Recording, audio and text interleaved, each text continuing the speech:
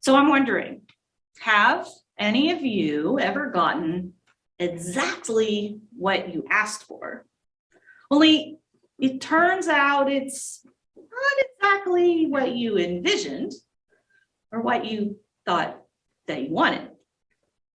You think of times like, yeah, you can think of one, Team. So can I. I mean, I just come to mind. I remember when I had small children, and I was like, "Can you put the mop in the hall for me?" You know, like I meant in the hall closet. But no, I come back an hour later, and there's the mop sitting right in the middle of the hallway. What do you expect, right? Well, during the American Revolution, a man in civilian clothes rode past a group of soldiers preparing a small defensive barrier. Now, he could see that their leader was sitting right next to them. He was sitting there giving all the instructions, shouting away, but he was not about to get up and help his troops dig that ditch. So the writer asked why this man was not helping in the process. And the guy kind of bucked himself up in great dignity and said, "Sir, I am a corporal." Well, the stranger apologized. He dismounted and he grabbed a shovel and he proceeded to help the exhausted soldiers with the digging of that fortification. When the job was done, he turned to the corporal and he said, "Corporal, next time that you have a job like this and not enough men to do it, go to your commanding officer and I will come and help you." Gets better. With that, George Washington got back on his horse and he rode off. Now, I don't know if this is a true story or not, but we can all imagine it happening, can't we? We can even relate to that corporal. He was probably proud of his rank and his authority that it granted him. I will bet that when he was a little boy, he even dreamed of being a corporal when he played with his toy soldiers and pulled out that sword, you know, the ones that he made out of wood back then, and he yelled, "Charge!" just like he was the one who was leading the forces into battle. Well, you can bet that he never once imagined that digging a ditch alongside his men was the thing that would be part of his leadership. I mean, he must have been left speechless, standing there, and he had been face to face with his very own hero. And yet he realizes, I may have gotten exactly what I asked for. But yeah, I better pick up this shovel and start digging. Exactly what he asked for, but not exactly the way he imagined it to be. Historically speaking, the church has usually painted a pretty heroic picture of the 12 original disciples of Jesus. All of them, except Judas, have been considered saints by the church. They are the superheroes of our faith and Christianity's original A-team. Yet, anybody who listens to the Gospel of Mark's stories about the disciples, as I think pointed out a couple times already this summer, they get a different picture of who they are and what it was that they wanted from following Jesus. I mean, they walked the road with Jesus, they listened to everything that he taught, and they watched him as he did all of those signs and wonders. However, according to Mark, they don't always get the point, and they frequently make fools of themselves in the process. Today is another one of those stories. We meet James and John, and they're kind of like sidling up next to Jesus while the others weren't looking. They found their opportunity, and they're like, "Teacher, we want you to give us anything that we ask." Now, what would you do with that? I mean, I would be like, "No way, I'm not agreeing to this." It all depends on what they're asking for. I mean, right? Jesus, however, and I'm guessing he kind of has this knowing look, he decided to sound them out a little bit and kind of figure out what they were asking for. "What do you want?" He says this, and they go for it because they think, all right, we're in. One day, when you enter your glory, we want to sit at your right and your left, like Jesus's right hand men. In other words, they want to be special. They want to be better than everyone else. They want to secure their seats in the great luxury sky suite that they were imagining that Jesus had been talking about. Well, you know what happens when the other 10 disciples hear what they've done? They get pretty angry with James and John. But you know what? It's not because they thought that it was wrong of James and John to make that kind of ask. I think they're mostly disgruntled because they didn't think to ask first. So today we catch a glimpse of those supposedly heroic disciples looking sort of like that corporal as he's face to face with Jesus, the real hero in the story. We hear the disciples beg and squabble for power all the time in Mark's gospel. They're completely missing the point of what Jesus has been teaching them about God's kingdom and where this kingdom where love and justice, not power or privilege, are what reigns supreme. Are these the same folks that we revere as saints and heroes of the faith, you might ask? I mean, we got all saints coming up. Get to think that one through. You would think that Jesus had lost patience with all of them by this point in Mark's gospel. I mean, this reading is actually set right a day or two before Palm Sunday. I know we don't get it for a long time, but that's where it fits in the gospel. Jesus doesn't tell them off for such pretentious sounding aspirations. Instead, Jesus says, you have no idea what you're asking for, but you will. His disciples, well, by this point, you would think they had to have picked up on all of that hostility that Jesus has been getting from the powerful people around him, because he's going around saying stuff like they aren't going to be the ones that come out on top in God's kingdom. Jesus has certainly been hinting about what's going to happen to his own disciples and how all of the stuff that he's been saying could in fact get him killed. He actually wants them to understand what it is that they have signed up for. Well, today, Jesus, for I think the third time in Mark's gospel, puts it to them straight. Whoever wants to become great among you must be your servant. And whoever wants to be first must be a slave of all.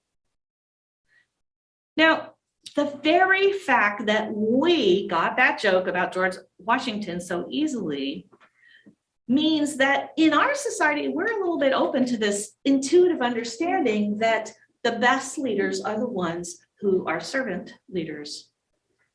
But for Jesus's disciples, that was actually completely illogical. They lived in a society where their very survival revolved around honor and shame and the securing of a patron. So why would anyone in that kind of society want a leader that was a servant and who didn't have any of that patronage to hand out? This is exactly what our reading from the book of Hebrews is trying to get at. Different community, different audience, a little later in time, but some of the same issues going on here. And that writer knows their audience well. They know how hard it is for the people that will receive this letter, how hard it is for them to put together the idea that Jesus, who, after all, had what you could call the greatest patron of all time, God, direct line, right? So why would Jesus need to die in the most powerless of ways possible and then turn around and claim that it's this very ignominious death that is the most powerful thing that he's ever done for us? So the author of the book of Hebrews uses a lot of imagery that made a lot of sense to his early readers, straight out of Hebrew messianic prophecy. But the problem is it goes right over our heads. I mean, we don't practice blood cult sacrifice anymore, and we're just not that worked up about trying to find someone to mediate between us and God. That was one of the great gifts of the Reformation, right? We talk straight to God. We don't need someone to come between us to get us there.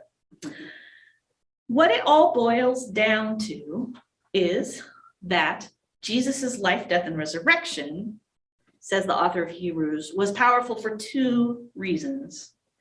First of all, they're saying that it's because Jesus is human, just like us. So Jesus can pick up that shovel and dig with us through all the mess and suffering that is human life.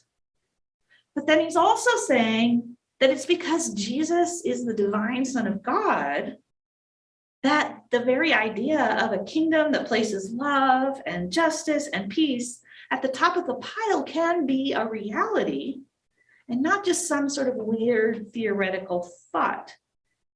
Because Jesus is God's real unfolding of that very concept.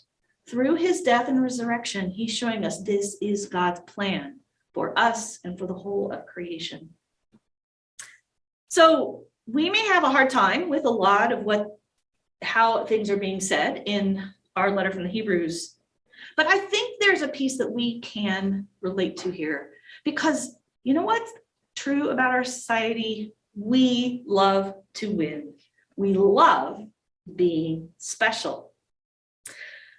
I'm going to tell you a story about our youngest son, Luke. When he was a young teen, I don't know, like 12, 13, he was really into car spotting. And I'm not talking about like looking at a Ford or a Chevy, like he was into supercars.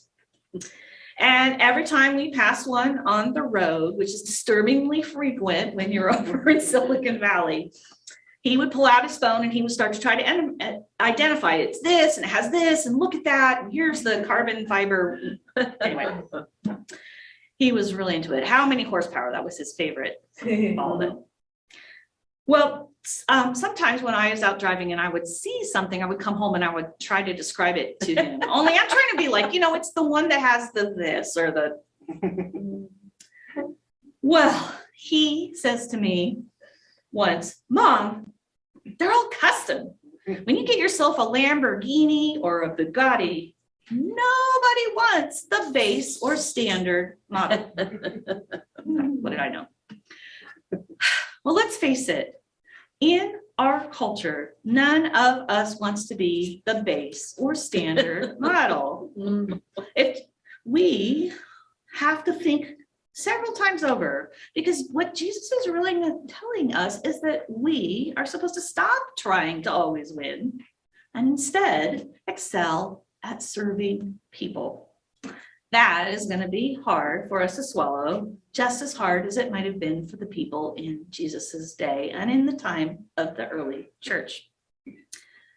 And does anyone remember what happened to James and John in the end? They're not one of the great stars, like Peter or Paul or whatever. There's actually a lot of debate about what exactly happened to John. But it said that he was the only disciple who, in fact, did not die a martyr's death. But on the other hand, he was the one that Jesus asked to care for his mother. And that could not have been an easy job. And also a lot of evidence suggests that John suffered a lifetime of persecution for his faith. We gather that from a lot of those later writings to Christian communities. His life was a far cry from getting the prime seat in some sort of luxury sky suite in the Super Bowl of life. And then there's James. James was the first disciple to be killed for his faith. We find this in Acts 12:2. It simply says that Herod had him killed by the sword. That's all that's written about him. He doesn't get a lot of story. It's not much, ironically. It does, however, seem that somehow James did get what he asked for. Now, guys might be giving me a look at this point, like this is too much for me. And I am out and heading over to Starbucks Sunday morning pick-me-up instead, which Steve pointed out this morning, you can now order by radio wave through the lightning, kind of like Job. I think that's great. Well, when we are faced with this model of what it is to be a follower of Jesus, I doubt that any one of us feels like we are up to the task. But Jesus is saying to us exactly what he says to his disciples. I can work with you. I can work with you. Jesus does not go out and chastise his disciples for their ambition or their desire to have that seat of honor. Instead, he challenges them. And he challenges us too, to use all of that ambition and that drive that we have been gifted with in the purpose of service to others and the mission to transform all of God's kingdom more and more to look like that place of perfect peace and justice and love where all have a seat at the table. That is, in fact, the ultimate point of the letter to Hebrews, and it is more or less the totality of what Jesus' life, death, and resurrection does for us. We don't actually have to get it perfect. We just have to try our best to be servants, just like Jesus was a servant. We have to be willing to get our hands dirty as we stretch and we grow and we serve wherever it is that God is calling us to.